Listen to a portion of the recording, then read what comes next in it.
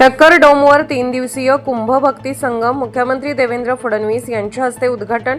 नाशिक त्र्यंबकेश्वर कुंभमेळा प्राधिकरणातर्फे 28 ते 30 ऑगस्ट दरम्यान ठक्कर डोम येथे आयोजित करण्यात आलेल्या 3 दिवसीय कुंभ भक्ती संगमची तयारी पूर्ण झाली आहे। भक्ती, संगीत आणि विविध भारतीय सांस्कृतिक परंपरांचा अनोखा संगम या महोत्सवातून अनुभवता येणार असून कार्यक्रमाचे उद्घाटन 28 ऑगस्ट रोजी सायंकाळी 4:30 वाजता मुख्यमंत्री देवेंद्र फडणवीस यांच्या हस्ते होणार आहे। महोत्सवासाठी प्रवेश विनामूल्य असून तिकीट अथवा प्रवेशिका आवश्यक नाही। नाशिककर, भाविक, विद्यार्थी आणि सांस्कृतिक रसिकांनी मोठ्या संख्येने सहभागी व्हावे असे आवाहन कुंभमेळा प्राधिकरणाचे आयुक्त शेखर सिंह यांनी पत्रकार परिषदेत केले। उद्घाटनानंतर सायंकाळी 5:30 ते 7 या वेळेत अमृताश्रम स्वामी महाराज यांचे कीर्तन, तर रात्री 8 ते 10 या वेळेत राहुल देशपांडे यांचा अभंगवारी कार्यक्रम होणार आहे।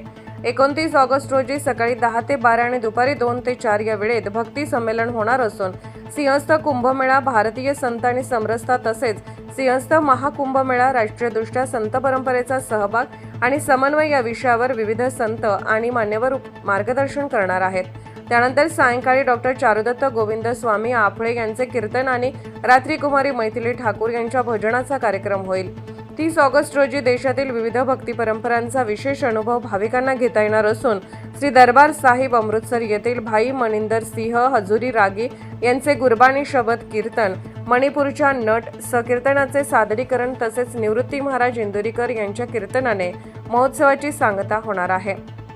महोत्सवासाठी वाहतूक, पार्किंग आणि गर्दी व्यवस्थापनाचे नियोजन करण्यात आले असून नागरिकांनी निश्चित पार्किंगच्या ठिकाणीच वाहने उभी करावीत आणि पोलीस व प्रशासनाच्या सूचनांचे पालन करावे असे आवाहन करण्यात आले आहे।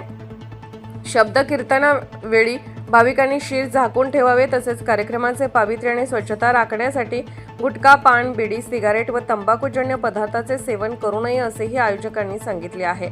महाराष्ट्राच्या नारदीय कीर्तन आणि अभंगवारीपासून गुरबानी शबद कीर्तन आणि मणिपूरच्या नट सकीर्तनापर्यंत विविध परंपरा नाशिकमध्ये एकत्र येत आहेत। हा खऱ्या अर्थाने भक्तीचा संगम आहे असे आयुक्त शेखर सिंह यांनी सांगितले।